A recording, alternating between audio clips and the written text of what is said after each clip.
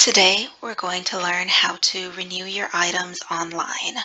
So let's say you have a few things checked out and you don't have the time or the space or the opportunity to come into the library to either turn them back in or to get them renewed with us. You do have the option to do this online.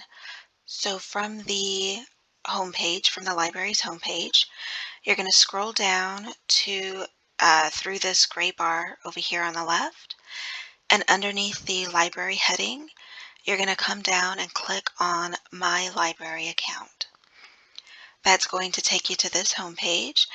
And up here on the right, depending on whether or not you've already signed into your ACES, up here it'll either have your name or a sign or a little logo that says sign in.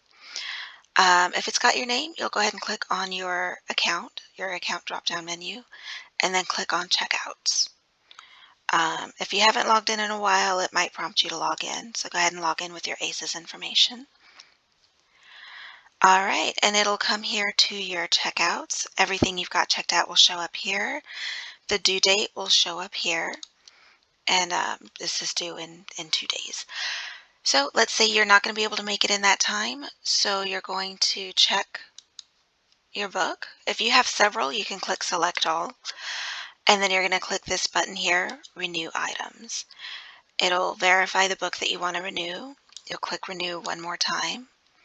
And there you go. You have successfully renewed. Your new due date will be, since I am staff, mine is 31 days. If you're a student, it's going to be 21 days. And your new due date will be here, and your book will not have to be, you won't have to turn in your book until this date.